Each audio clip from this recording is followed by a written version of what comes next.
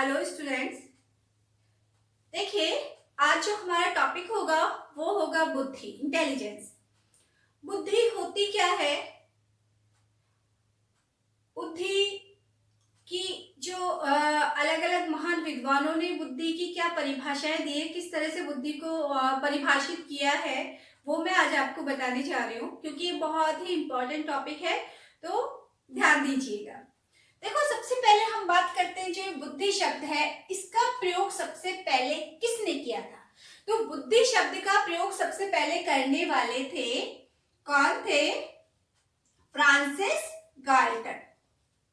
कौन थे? Francis Galton. और इन्होंने कब किया था बुद्धि शब्द का प्रयोग? 1885 में। सबसे पहले बुद्धि शब्द का प्रयोग करने वाले कौन थे? फ्रांसिस गाल्टन थे, जिन्होंने सबसे पहले बुद्धि शब्द का प्रयोग किया। और कब किया था?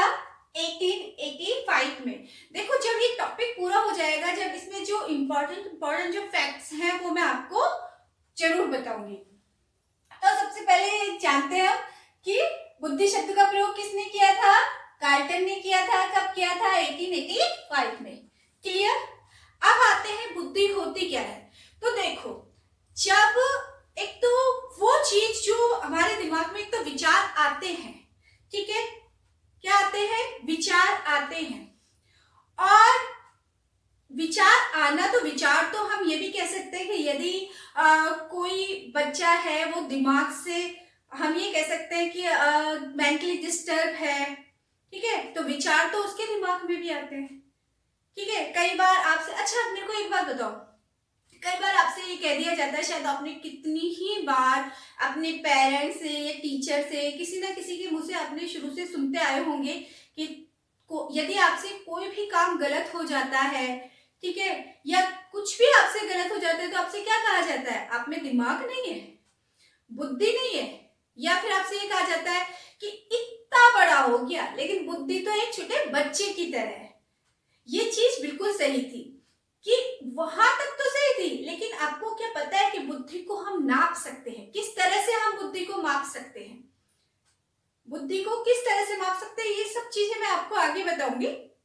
अभी सिर्फ ये है कि जो बुद्धि होती है, तो बुद्धि कहते किसको है? एक तो विचारों का आना, एक तो विचारों का आना, ठीक है। अच्छा, जो सीखना है, समायोजन करना है, अमूर्त चिंतन है, विचारों का आना और विचारों की योग्यता। विचारों की योग्यता यानी कि जो आप सोचते हो, किसी भी चीज पर विचार करते हो, उस विचार, उसकी योग्यता को दर्शाती है क्या? बुद्धि। कैसा भी एनवायरनमेंट हो, उसमें एडजस्ट करना सिखाती है। किसके द्वारा? बुद्धि के द्वारा हम एनवायरनमेंट में समायोजन कर सकते हैं, कैसी भी परिस्थिति में हम समायोजन कर सकते हैं, ठीक है। और बुद्धि क्या है? और बुद्धि क्या है? बुद्धि सीखने, समायोजन करने और अमूर्त विचारों या अमूर्त और मूर्त विचारों का चिंतन करने की क्रिया है, ठीक है। तो देखो, बुद्धि क्या है? यदि हम देखें, सबसे पहले बुद्धि को यदि हम कॉमन डेफिनेशन बुद्धि की लेते हैं, तो कॉमन डेफिनेशन बुद्धि की क्या है? यदि हम कॉमन डेफिनेशन की बात करें, तो बुद्धि क्या है? बुद्धि सीखने की योग्यता। क्या है? सीखने की योग्यता। सीखने की योग्यता, ठीक है, प्लस समायोजन, प्लस अमूर्त व मूर्त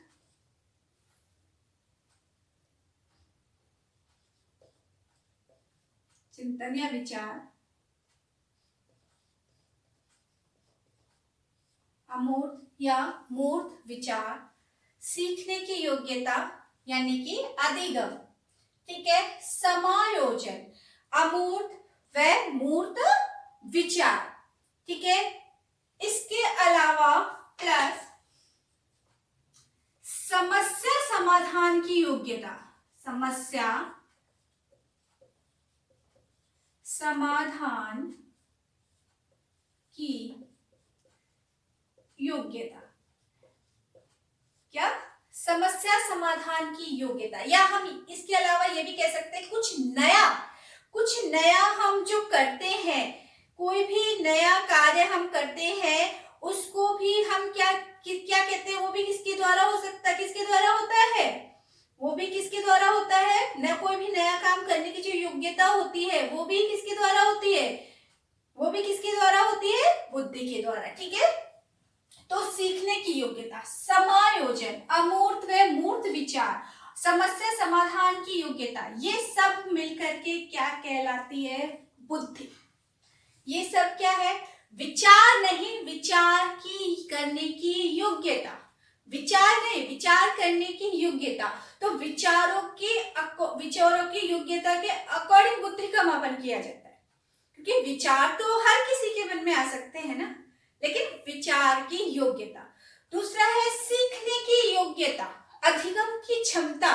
भाई हर बच्चे के, अगर आपने देखा होगा एक क्लास के अंदर यदि 50 बच्चे हैं तो सबके सीखने की, एक तो आप एक बार बताओगे तो जो जिसको हम प्रतिभाशाली बच्चे बोलते हैं, एक बार बताने पे उनकी समझ में आ जाता है। बहुत सारे बच्चे ऐसे हैं जिनको कि बार बार तुम बताओगे तभी भी उनके समझ में नहीं आता है। ठीक है, तो वो चीज यहाँ पर अलग, उनको किस तरह से हम बांट सकते हैं, उनकी कैसे पता लगाएं कि उनकी बुद्धि लब्धि क्या है, उनका आईक्यू लेवल क्या है, ये सारी चीजें आज मैं आपको इस टॉपिक में बताऊंगी। लेकिन आज जो मैं आपको बताने वाली हूँ वो सिर्फ इतना है कि बुद्धि किसको कहते हैं। दूसरा, बुद्धि से संबंधित जो बहुत ही इंपॉर्टेंट है ये, कि बुद्धि से संबंधित कौन कौन से साइकोलॉजिस्ट ने कौन कौन सी डेफिनेशन दी है, या बुद्धि को किस तरह से उन्होंने डिफाइन किया, किस तरह से परिभाषित किया है। तो सबसे पहले बुद्धि क्या होती है, सबसे पहले हम ये देखते हैं कि बुद्धि क्या है। बुद्धि सीखने की योग्यता है, बुद्धि समायोजन करने की योग्यता है, बुद्धि मूर्त व अमूर्त विचारों के चिंतन की योग्यता है ना, अमूर्त विचारों की योग्यता है, या फिर अमूर्त चिंतन की योग्यता है, बुद्धि समस्या समाधान की योग्यता है। क्लियर, ये क्या है, ये सब क्या है, ये बुद्धि है।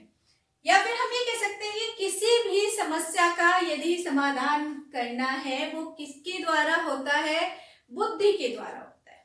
क्लियर, ये सिर्फ हमने कॉमन डेफिनेशन देखी है। ठीक है, यानी कि बुद्धि किसको कहते किसको है बुद्धि।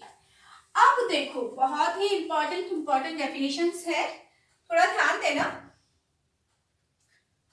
यदि हम एक लाइन में बोले तो बुद्धि जो होती है वो समायोजन, अमूर्त चिंतन और सीखने की योग्यता, समायोजन करने की योग्यता, अमूर्त और मूर्त चिंतन की योग्यता, ठीक है, और सीखने की योग्यता ही क्या कहलाती है, बुद्धि कहलाती है। क्लियर। अब सबसे पहले हम इसके बुद्धि शब्द का प्रयोग किसने किया था, गाल्टन ने किया था। कब किया था, 1885 में।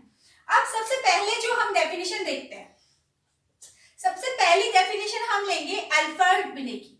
देखो यदि हम ये कहें कि बुद्धि का जो परीक्षण है, या सबसे पहले बुद्धि का मापन का जो सूत्र दिया था सबसे पहले, या बुद्धि का मापन जिसने किया था वो थे, कौन थे, अल्फ्रेड बिने। ठीक है, अल्फ्रेड बिने ने बुद्धि को किस तरह से डिफाइन किया है। देखो अल्फ्रेड बिने इन्होंने बुद्धि को जो 4 शब्दों में बुद्धि को जो है डिफाइन किया है। 4 शब्द, यानी कि यदि हम कह सकते हैं कि बुद्धि जो होती है वो ज्ञान, आविष्कार, निर्देश और आलोचना। ठीक है, ये 4 शब्द है, उनमें बुद्धि निहित है। इनका मानना क्या था कि बुद्धि जो है, बुद्धि ज्ञान, ठीक है, बुद्धि ज्ञान, आविष्कार,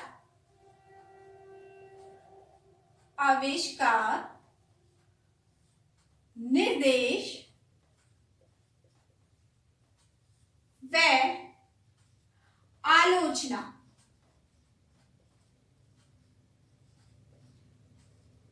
इन 4 शब्दों में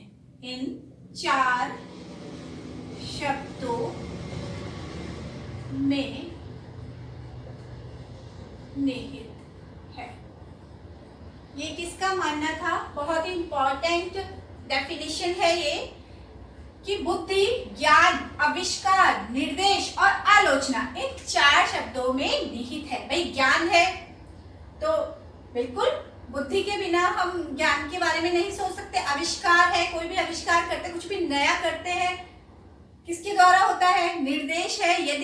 यदि मैं खुद कहूं कि मैं एक टीचर हूं, ठीक है, और मैं आपको निर्देश दे रही हूँ, है ना, या मैं आपको किसी चीज को एक्सप्लेन कर रही हूँ, आपको समझा रही हूँ, ठीक है, तो ये कैसे हो रहा है?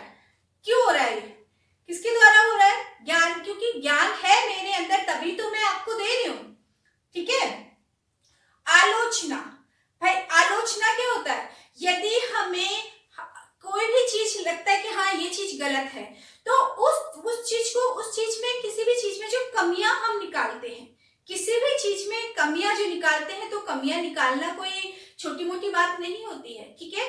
तो वो भी क्या होती है, वो उसको क्या कहते हैं? आलोचना, ठीक है। क्योंकि आपने देखा होगा कि कोई भी महान विद्वान हो, चाहे इतिहासकार हो, चाहे मनोवैज्ञानिक हो, तो एक इतिहासकार ने जिस तरह से कोई भी किसी भी चीज को डिफाइन किया है, किसी भी उसकी परिभाषा दी है, तो दूसरे जो साइकोलॉजिस्ट है, दूसरे इतिहासकार है या दूसरा विद्वान है, उसने उसका क्या किया? उसकी क्या किया? आलोचना की है, ठीक है। इन 4 शब्दों में निहित होती है ज्ञान, आविष्कार, निर्देश, आलोचना, ठीक है। इन 4 शब्दों में बुद्धि निहित होती है। किनका मानना था? एल्बर्ट बिने का, ठीक है। दूसरी डेफिनेशन की यदि हम बात करें, तो दूसरी डेफिनेशन दी थी किसने? दूसरी डेफिनेशन किसकी है? टर्मन की, ठीक है। टर्मन ने क्या माना? देखो, टर्मन ने बुद्धि को किस तरह से डिफाइन किया कि बुद्धि अमूर्त चिंतन की योग्यता है। टर्मन के अकॉर्डिंग बुद्धि अमूर्त चिंतन, अमूर्त चिंतन की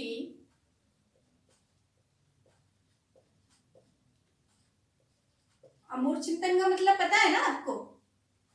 अमूर्त चिंतन का मतलब बता दिया था मैंने पहले आपको, ठीक है। जो हमारे प्रत्यक्ष रूप से नहीं होता है, जो हमारे सामने प्रत्यक्ष रूप से नहीं होता है, उसके बारे में सोचना, उसके बारे में सोचना क्या कहलाता है? अमूर्त चिंतन। यानी कि जो चीज दिखाई नहीं देती है उसके बारे में जब हम सोचते हैं, जैसे कि मैं आपको बता रही हूँ ताजमहल के बारे में, आपको नहीं दिखाई दे रहा है, लेकिन मैं आपको बता रही हूँ, आप उसकी क्या कर रहे हो? कल्पना कर रहे हो, क्लियर। तो बुद्धि क्या है? बुद्धि अमूर्त चिंतन की योग्यता है। किसके अकॉर्डिंग? टर्मन। टर्मन ने क्या कहा? एल्बर्ट बिने ने बुद्धि को ज्ञान, आविष्कार, निर्देश, आलोचना इन 4 शब्दों में बुद्धि को निहित बताया है। टर्मन ने बुद्धि को अमूर्त चिंतन की योग्यता बताया। तो अमूर्त चिंतन की योग्यता, बुद्धि को अमूर्त चिंतन की योग्यता किसने बताया? टर्मन ने। 2 डेफिनेशन क्लियर हो गई। तीसरी हम लेते हैं, वो है फ्रीमैन की। देखो सबसे फ्रीमैन बहुत ही इंपॉर्टेंट डेफिनेशन है। देखो फ्रीमैन जो है, इन्होंने बुद्धि को समायोजन की, सीखने की और अमूर्त चिंतन तीनों की योग्यता बताया, ठीक है। यानी कि ये तीनों के पक्ष में थे। इनका ये भी मानना था कि बुद्धि जो है वो सीखने की योग्यता है, इनका मानना था कि बुद्धि समायोजन की भी योग्यता है, इनका मानना था कि बुद्धि जो है अमूर्त चिंतन की भी योग्यता है। यानी कि तीनों बुद्धि को क्या मानते थे? ये समायोजन, समायोजन या अधिगम या सीखना, अधिगम तथा अमूर्त विचारों की योग्यता, अमूर्त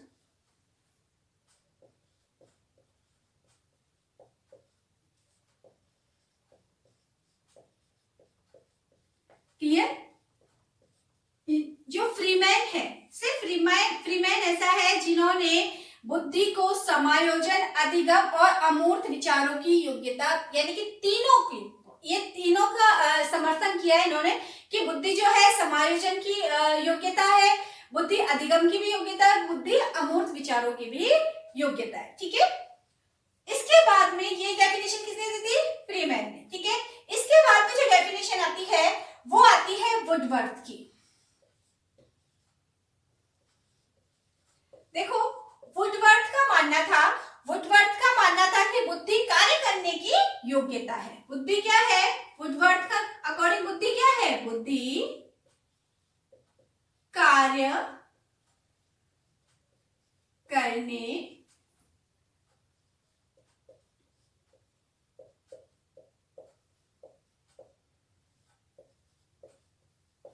ठीक है, चार डेफिनेशन क्लियर हो गई। वुडवर्थ का क्या मानना था कि बुद्धि कार्य करने की योग्यता है। तो बुद्धि को कार्य करने की योग्यता किसने माना है? वुडवर्थ ने माना है। बुद्धि को समायोजन, अधिगम व अमूर्त विचारों की योग्यता किसने माना है? समायोजन, अधिगम व अमूर्त विचारों की योग्यता फ्रीमैन ने माना है। बुद्धि को अमूर्त चिंतन की योग्यता किसने माना है? टर्मन ने माना है। ज्ञान, आविष्कार, निर्देश व आलोचना, इन चार शब्दों में बुद्धि निहित है, किनका मानना था? एल्बर्ट बिने का मानना था। क्लियर, चार डेफिनेशन क्लियर हो गई।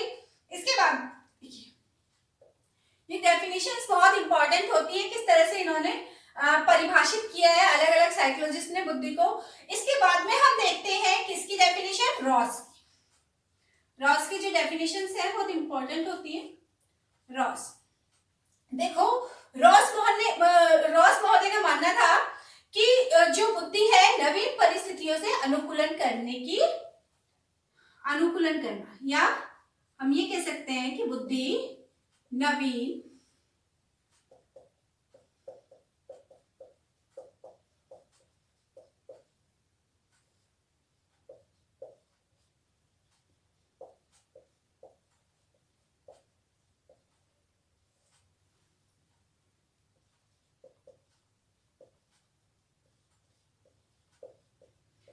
यानी समायोजन, क्या?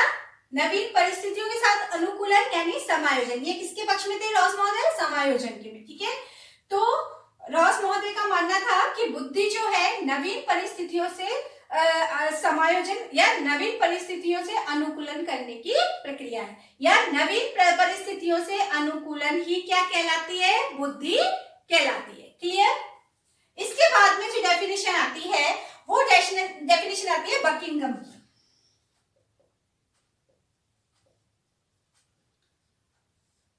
किसकी? बकिंघम की। देखो, इनका मानना था कि बुद्धि क्या है? ये किसके पक्ष में थे? ये थे बुद्धि सीखने की प्रक्रिया के योग्यता के पक्ष में थे। तो बुद्धि क्या है इनके अकॉर्डिंग? बुद्धि क्या है? बुद्धि सीखने की योग्यता है, सीखने की योग्यता। इन्होंने बुद्धि को क्या माना? इनका मानना था, बकिंघम का मानना था बुद्धि सीखने की योग्यता है। रॉस महोदय ने समायोजन के पक्ष में थे कि नवीन परिस्थितियों से अनुकूलन करना बुद्धि है। क्लियर, वुडवर्थ जो थे बुद्धि कार्य करने की योग्यता है, यानी कि सीखने की योग्यता है। फ्रीमैन समायोजन, देखो फ्रीमैन एक ऐसे थे जिन्होंने समायोजन और अधिगम और अमूर्त विचारों की योग्यता, यानी कि तीनों को क्या माना है? तीनों की योग्यता की क्या माना है? बुद्धि माना है। ठीक है, टर्मन अमूर्त चिंतन के पक्ष में थे कि बुद्धि क्या है? अमूर्त चिंतन की योग्यता है। क्लियर, यहां तक क्लियर हो गया। बकिंघम किसके पक्ष में थे? सीखने की योग्यता के पक्ष में थे कि बुद्धि क्या है? बुद्धि सीखने की योग्यता है। यहां तक क्लियर हो गया। इसके बाद में नेक्स्ट डेफिनेशन हम देखते हैं। नेक्स्ट डेफिनेशन है वुड्रो की।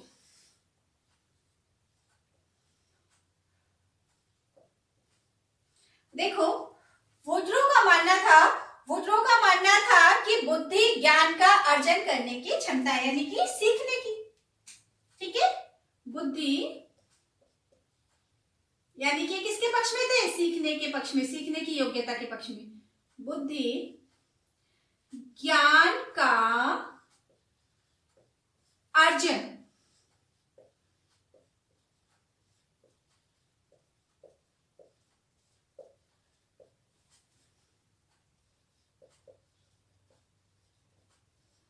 बुद्धि ज्ञान का अर्जन करने की प्रक्रिया है, यानी कि ये किसके पक्ष में थे? अधिगम की योग्यता के पक्ष में। है ना, या सीखने की योग्यता के पक्ष में थे कौन, वुड्रो। क्लियर। इसके बाद में जो डेफिनेशन आती है, सॉरी वुड्रो का क्या मानना था कि बुद्धि ज्ञान का अर्जन करने की क्षमता है, ये बोला था उन्होंने, प्रक्रिया नहीं बोला था, सॉरी। बुद्धि है वो क्या है, क्षमता है, बुद्धि ज्ञान का अर्जन करने की क्षमता है, किसका मानना था, वुड्रो का मानना था। नेक्स्ट जो डेफिनेशन आती है वो आती है किसकी, डियरबॉर्न की।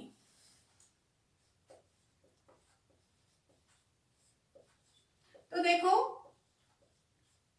ये किसके पक्ष में थे, डियरबॉर्न की यदि डेफिनेशन हम देखते हैं तो इन्होंने भी क्या है, बुद्धि को सीखने व अनुभव से लाभ उठाने की प्रक्रिया माना है। ठीक है, यानी कि वही सीखने के पक्ष में, अधिगम की योग्यता के पक्ष में थे। इन्होंने क्या माना है, बुद्धि को, डियरबॉर्न ने, देखो यहां ध्यान रखना है कि बुद्धि यदि हम देखें तो बुद्धि सीखने की योग्यता, बुद्धि समायोजन की योग्यता, बुद्धि अमूर्त चिंतन की, मूर्त चिंतन की योग्यता क्या कहलाती है, बुद्धि होती है। ठीक है, तो यहाँ पर यदि वुड्रो को देखें तो वुड्रो भी सीखने की योग्यता के पक्ष में थे, बकिंघम भी सीखने की योग्यता के पक्ष में थे, रॉस जो है समायोजन की योग्यता उसके पक्ष में थे, समायोजन की योग्यता के पक्ष में थे। वुडवर्थ कार्य करने की क्षमता या सीखने की योग्यता के पक्ष में थे, फ्रीमैन तीनों के पक्ष में थे। क्लियर। इसके बाद में डियरबॉर्न ने क्या माना था, डियरबॉर्न ने माना था कि बुद्धि सीखने में अनुभव से लाभ उठाने की प्रक्रिया, बुद्धि सीखने व अनुभव से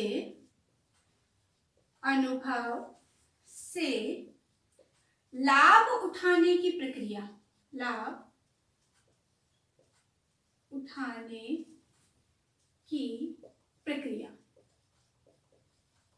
इन्होंने क्या माना, इन्होंने माना था कि डियरबॉर्न ने माना था कि बुद्धि सीखने और अनुभव से लाभ उठाने की प्रक्रिया है, यानी कि ये किसके पक्ष में थे, अधिगम की योग्यता के पक्ष में।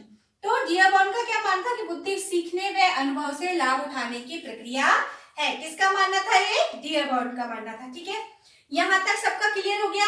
एक बार फिर से मैं आपको एक बार फिर से रिपीट कर देती हूँ कि अल्बर्ट बिने का बुद्धि जो है वो सबसे पहले बुद्धि शब्द का प्रयोग गाल्टन ने किया था, 1885 में किया था। यदि हम परिभाषाओं की बात करें तो अल्बर्ट बिने ने जो बुद्धि की परिभाषा दी, किस तरह से बुद्धि को परिभाषित किया है, तो इनका मानना था कि ज्ञान, आविष्कार, निर्देश, आलोचना, इन चारों शब्दों में बुद्धि निहित है। क्लियर। टर्मन का क्या मानना था कि बुद्धि क्या है, अमूर्त चिंतन या अमूर्त विचारों की योग्यता क्या कहलाती है, बुद्धि कहलाती है। ठीक है। फ्रीमैन का यदि हम कहें बुद्धि होती क्या है, तो बुद्धि समायोजन, सीखने की योग्यता, समायोजन की योग्यता, अमूर्त विचारों की योग्यता, इन तीनों को यदि हम मिला दें तो वो क्या कहलाती है, बुद्धि कहलाती है, अमूर्त और मूर्त विचारों की योग्यता। ठीक है। वुडवर्थ का क्या मानना था कि बुद्धि टर्मन का क्या मानना था कि बुद्धि अमूर्त चिंतन की योग्यता है। फ्रीमैन समायोजन, अधिगम, अमूर्त विचारों की योग्यता बुद्धि है। वुडवर्थ का क्या मानना था कि बुद्धि कार्य करने की योग्यता है। रॉस महोदय का, यानी कि वही सीखने की योग्यता, रॉस महोदय का मानना था कि नवीन परिस्थितियों से अनुकूलन करना ही बुद्धि है, यानी कि समायोजन की योग्यता। बकिंघम का मानना था बुद्धि सीखने की योग्यता है, यानी कि अधिगम की, सीखने की योग्यता। वुड्रो का मानना था कि बुद्धि ज्ञान अर्जन करने की क्षमता है, अधिगम की योग्यता। ठीक है। डियरबॉर्न का क्या मानना था कि बुद्धि सीखने व अनुभव से लाभ उठाने की योग्यता है, किसके पक्ष में थे ये, सीखने के पक्ष में। क्लियर। इसके बाद में जो नेक्स्ट डेफिनेशन आती है वो ये आती है,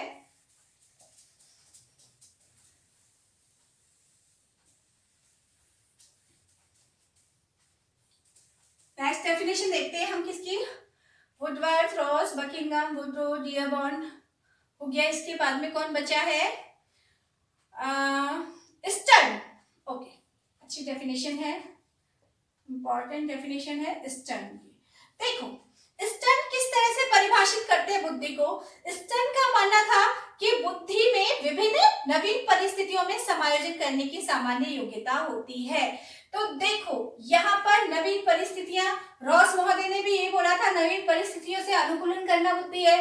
ठीक है, इन्होंने भी यही कह दिया कि बुद्धि जो होती है, बुद्धि नवीन परिस्थितियों परिस्थितियों में समायोजन करने की योग्यता है। ठीक है, बुद्धि, तो इन्होंने किसको माना है? समायोजन की योग्यता को। बुद्धि नवीन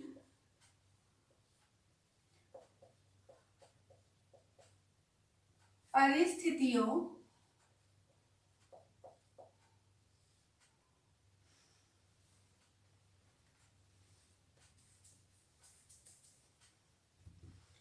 में समायोजन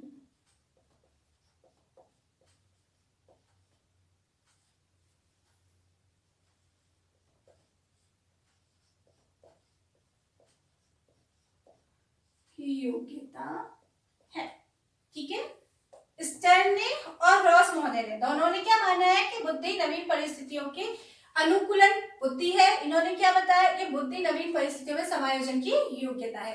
बात एक ही है, अनुकूलन समायोजन एक ही चीज है। ठीक है, इसके बाद में हम नेक्स्ट डेफिनेशन लेते हैं किसकी? क्रूज की। देखो, क्रूज महोदय ने भी यही माना है। किसकी? क्रूज का भी मानना वही था। क्रूज भी जो स्टर्न और जो रॉस महोदय है, इन दोनों से मिलती जुलती इनकी भी इन्होंने भी उसी तरह से डिफाइन किया है बुद्धि को। इनका मानना था कि बुद्धि में विभिन्न नवीन परिस्थितियों में अच्छी प्रकार से समायोजन की योग्यता है। ठीक है, वही चीज इन्होंने बताई है, बस इन्होंने क्या बता दिया? अच्छे प्रकार से समायोजन की योग्यता, बस इतना इसमें, अच्छी प्रकार से समायोजन की योग्यता।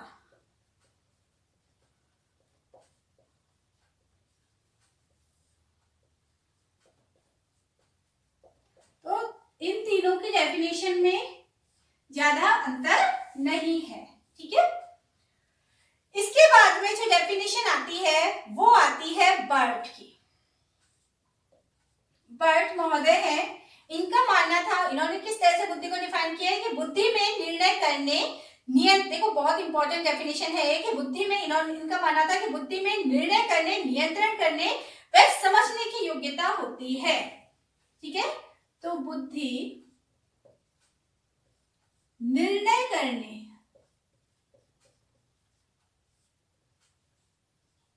ठीक है, नियंत्रित करने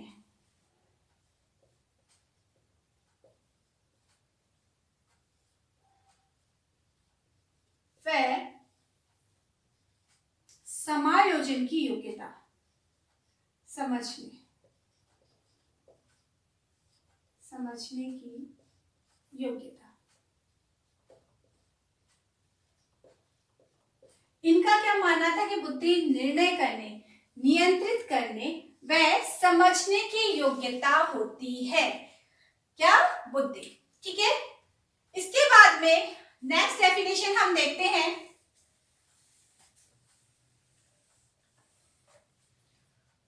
नेक्स्ट डेफिनेशन हम देखते हैं किसकी? अब कौन सी? एक डेफिनेशन और रह गई है, हरमन की।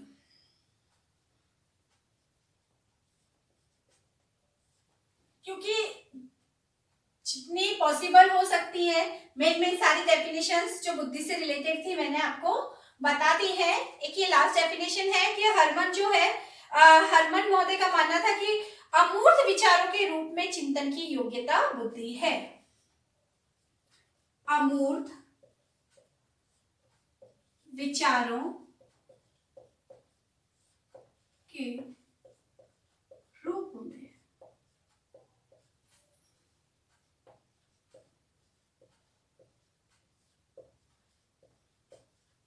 चिंतन करने की योग्यता। ठीक है, अमूर्त विचारों के रूप में चिंतन करने की योग्यता। तो एक चीज आपने नोटिस की कि इन सभी के जो डेफिनेशन है वो समायोजन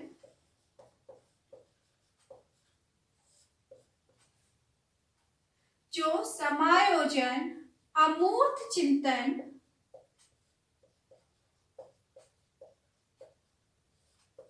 और समायोजन अमूर्त चिंतन और अधिगम। ठीक है, समायोजन अमूर्त चिंतन और अधिगम, इन तीनों से ही रिलेटेड है इन सबकी डेफिनेशंस। देख लो, इन तीनों से किसी के में जो है समायोजन की योग्यता के समर्थन में थे, कोई अमूर्त चिंतन की योग्यता के समर्थन में थे, कोई अधिगम की योग्यता के समर्थन में थे बुद्धि को लेकर के। और यदि जिन्होंने तीनों योग्यताओं के, जो कि तीनों योग्यताओं के समर्थन में था, यानी कि समायोजन के में भी अमूर्त चिंतन की योग्यता और अधिगम की योग्यता, तीनों को बुद्धि जिन्होंने माना है वो कौन थे? अभी बताया था मैंने, वो कौन थे? जिन्होंने समायोजन को, जिन्होंने अधिगम को और अमूर्त चिंतन तीनों की योग्यता को बुद्धि माना है। कौन थे? फ्रीमैन। कौन थे? फ्रीमैन। बहुत इंपॉर्टेंट डेफिनेशन है, ठीक है। तो यहां तक सबकी समझ में आ गया? सारी जो जितनी मेन डेफिनेशन थी बुद्धि से लेकर के, बुद्धि को लेकर के, वो सारी मैंने आपको क्लियर कर दी है, ठीक है। इसके बाद में नेक्स्ट वीडियो में मैं आपको बुद्धि की विशेषताओं की बात करें तो इन सभी से ही इनकी जो डेफिनेशंस हैं उनसे विशेषताएं निकल करके आ जाएंगी, लेकिन फिर भी मैं नेक्स्ट वीडियो में आपको बता दूंगी कि इसकी बुद्धि की विशेषताएं क्या है। उसके बाद में मैं आपको बताऊंगी बुद्धि के प्रकार, कि बुद्धि के कितने प्रकार हैं, कौन कौन से प्रकार होते हैं, ठीक है। तो मेरे ख्याल से जो आज का जो टॉपिक है वो आपकी समझ में आ गया होगा कि बुद्धि होती क्या है, बुद्धि किसे कहते हैं, ठीक है। बुद्धि शब्द का प्रयोग सबसे पहले किसने किया था, और बुद्धि से संबंधित जो इम्पोर्टेंट जो डेफिनेशंस हैं वो कौन कौन सी है, किस तरह से अलग अलग साइकोलॉजिस्ट ने, अलग अलग विद्वानों ने किस तरह से बुद्धि को डिफाइन किया है, ये चीज मेरे ख्याल से आपके समझ में आ गई होगी, ठीक है। तो आज के लिए इतना ही काफी है। Have a nice day, take care.